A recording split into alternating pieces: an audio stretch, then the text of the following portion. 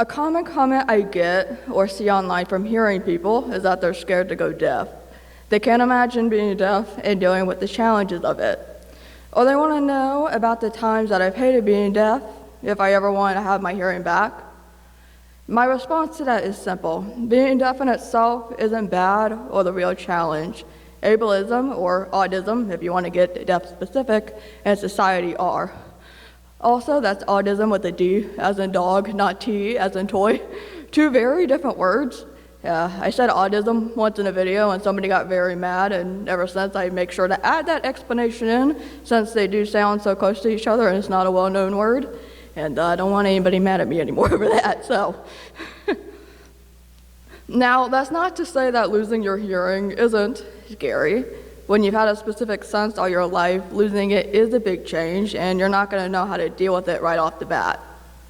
That's normal. You're allowed to have those feelings. I even had those feelings when I was younger, and again just recently a few months ago. But I have to tell you that you'll get through it, just like I and many others did, or that it is at least very possible to do so. I want to tell you about how finding deaf people made me realize that we were not the problem, and that finding these people helped me find an identity, life, and purpose. Again, see, it isn't simply being deaf that is so difficult. I'm not living a difficult life or difficult moments because of my deafness and chronic pain and fatigue, just to add, so if I accidentally pass out, that's why. An ableist mainstream society and lack of accessibility is what makes it difficult. I'll give you a few examples. And I promise that even though a chunk of this is going to be upsetting, we're going to end this with a positive note and with positive stories. We like to get the bad out of the way first so we can leave being happy or hopeful, right?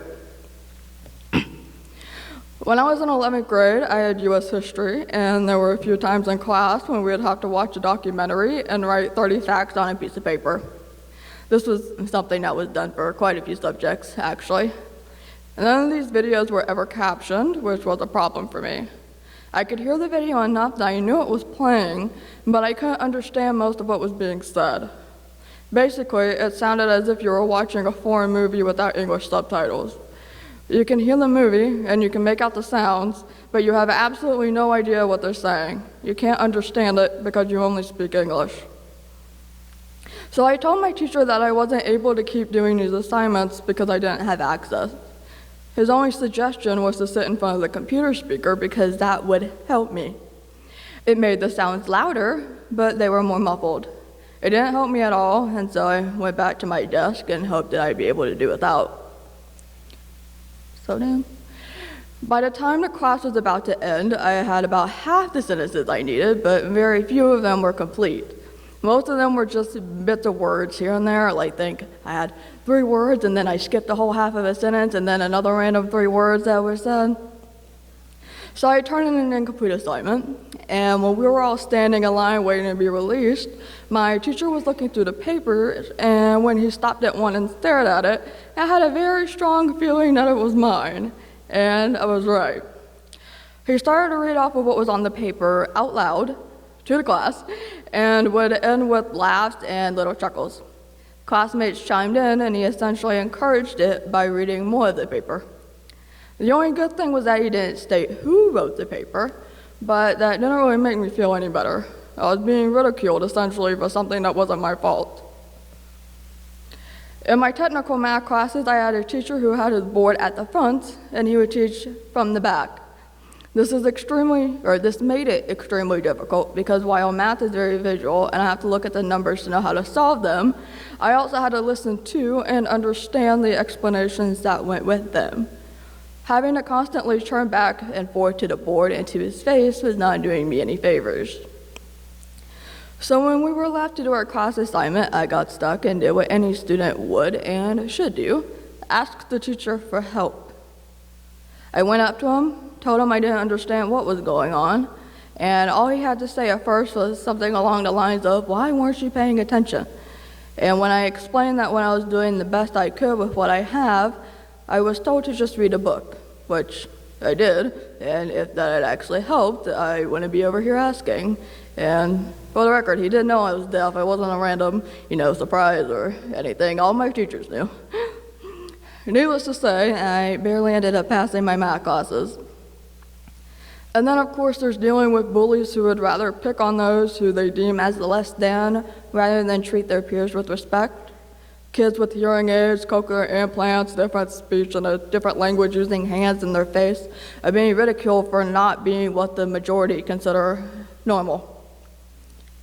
I've had many other different encounters after graduation. One of the most difficult moments was when I was coming back home from my first trip to Toronto, Canada. The night before I was supposed to fly out, I ended up with 103-degree fever, and every time I say that, I have to avoid not breaking out into the Foreigner song, and I realize that only those of us who are my age and older will probably get that reference. Listen to it when you get home, by the way. Get your parents to do that. It's a good song. By the time I was headed to the airport, I still had the fever. No amount of medicine was breaking it. So I was supposed to fly from Toronto to Newark, New Jersey to Charlotte, North Carolina, my final destination.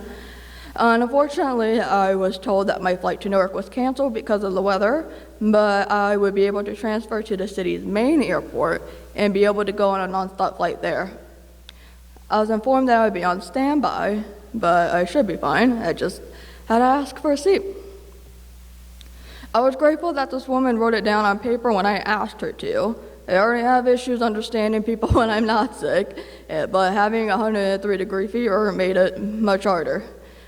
Unfortunately, that's where the good ended.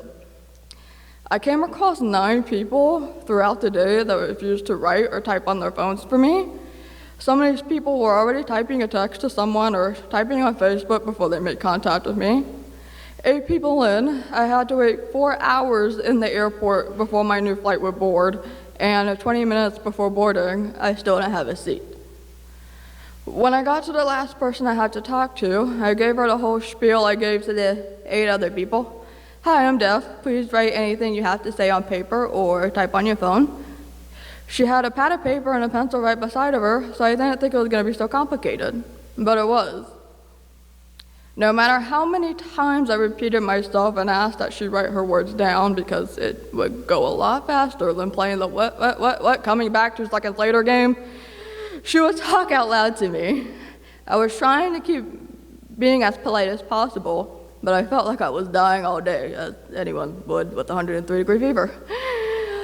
My patience was running thin, and it wasn't until I was practically yelling, 30 seconds ago, I said I was deaf.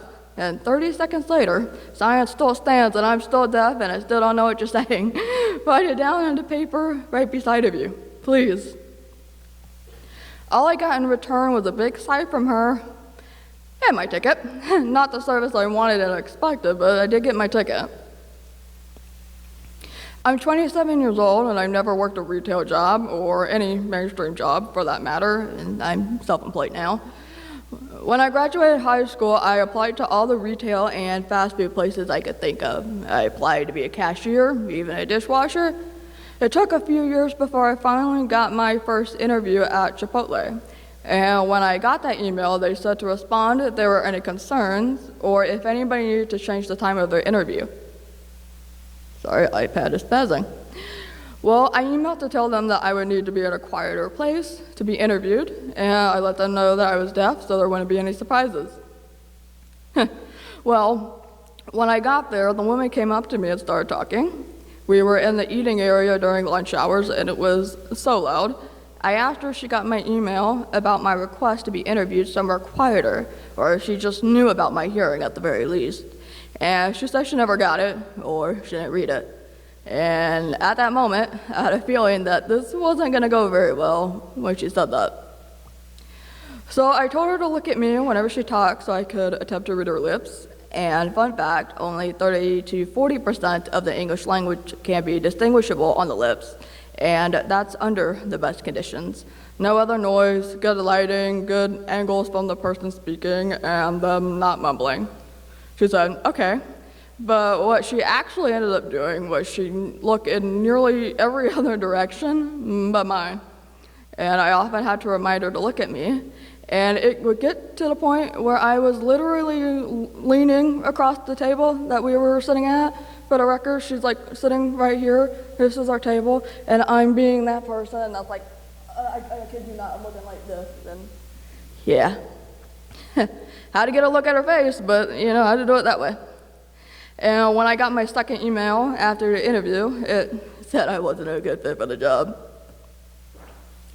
At the same time, I had also applied to a clothing store at the mall, and they required 0 experience. Thought it was going to be fine. And their application was also done on a Post-it note of all things. And, I didn't get that job either. And it was frustrating because I knew I was more than capable of putting clothes on the rack. I was more than capable of checking people out at a register. I could clean dishes. I would hold off on doing them at home as much as I could because who likes doing household chores? But still. But the world doesn't see it that way. They see someone who can't hear very well, so that must automatically mean that they're incapable of living. Disabled people are a group who often live in poverty. And if we aren't unemployed, we're underemployed. And we have some of the highest rates for that. The reality is that the world isn't accessible to disabled people. We try to live our lives as independent people, but inaccessibility often doesn't allow us to do that. And at the same time, we get ridiculed if we're not living our lives as independent people. We're living in a world in which we can't win. And then there's the world of medicine. Oh boy. A world where deaf people have died because doctors and nurses wouldn't provide interpreters or be willing to write things out. When I was in a car accident, my requests for written communication or to even just point at the questionnaire were ignored. Deaf pregnant women sued hospitals because of people breaking the laws and not providing interpreters. Oh, and that scene from Switch That Birth where the nurse almost gave Natalie medicine that she was deathly allergic to because she couldn't have been bothered to attempt communication, 100% believable. Police brutality against deaf people is a real thing, and some of these encounters have ended in death. Officers have yet to be trained on what to do when encountering a deaf person. And then we talk about language. Deaf schools end up being closed, ASL programs being taken away, and deaf schools that remain get lowly funded because they don't seem to be important in society's eyes. I could go on, but we only have 25 minutes. So I spent many of my years dealing with internalized and lateral ableism. Internalized ableism meaning that you are discriminating against yourself, and lateral ableism meaning that you're discriminating against your own kind in a way that you think you're better than other disabled people, or insert, whatever minority group here. I hated being deaf when I was younger. I hated not feeling good enough, and I wasn't alone in that thinking. People still aren't alone in thinking that, and it's so common today. Were those feelings my fault? Our fault? I don't think they are. I imagine that if we were living in a world where things were accessible and we were all accepted, we'd be accepting of ourselves a lot sooner rather than later. But you know what? At some point during all this, in my early 20s, I decided that I wanted to try finding other people who are like me. I know part of my internalized ableism was that I was the only deaf person I really knew. I didn't know anything other than I'm not good enough. So I went looking through the deaf tag on Tumblr, a blogging website. I found a lot of posts from deaf bloggers and ended up following a bunch of them. Started to learn a little bit more about myself, my people, our history. I learned more about American Sign Language, something I always attempted to self-study during my teenage years, but never went longer than a few days. And also because I did makeup for a few years when I started my YouTube channel and I wanted to be a makeup artist then, I looked to see if there were any deaf makeup artists around. That was going to be my first step toward validation for me. And I ended up finding one, which was great.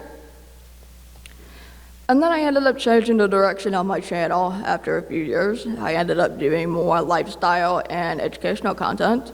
I wanted to help out other mainstream deaf people, young and old, with my experiences.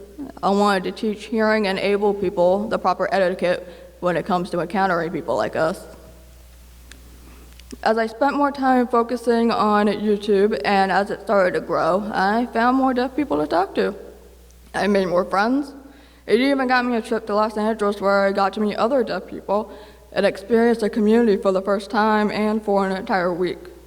I saw my new friends audition for roles, saw some of them perform live on stage. A few of them were on Broadway in New York City for Spring Awakening even. Before seeing all this, I never would have known that this really was something that we were capable of doing, all because people who weren't like me told me that I couldn't, and I believed them. When I finished my week in Los Angeles, I left being able to sign something other than the alphabet and water. I was able to tell a story in a different language, a language that I should have been taught earlier. Was it good at all? Not really, but it was a major improvement from what I started with. And even though I was with a group of people I couldn't really understand because of language barriers, somehow I still felt way more comfortable and felt like I had way more access to anything than ever before. These people were patient with me even though I was always staring at them like a deer caught in headlights, or after I asked them to repeat a sign for the 50th time. Normally I want to crawl under a rock when I do that with hearing folks. Okay, I still felt a little inadequate being the newbie and all, but I was able to ignore that a little bit just because I was happy to be with people like me. But hey, funny story. When I first stepped into my friend's house after she picked me up from the airport, I had also run into her roommate and another friend of hers, and there was so much signing going on at once that I just hid in the kitchen for a little while, looked up the sign for the word shower, and then used that and went to go take a shower to get the airport journey off of me and just hide for a few hours. So don't worry, young deaf kids, if I am someone you look up to, which, by the way, thank you, I very much appreciate that. But if I am someone you look up to, yes, I was also a scaredy cat at first, but at the end of the day or week, it was worth it. My channel continued to grow, and so did opportunities here and there. I was invited to 3 VidCons, a few playlist lives so far. I speak at schools a few times a year, and I even got an invite to the White House once. And every time I was able to have the confidence to ask for accessibility. It couldn't really say no. The Americans with Disabilities Act was hopefully gonna back me up. It started off with getting a captioner since I wasn't very comfortable with using ASL for business quite yet.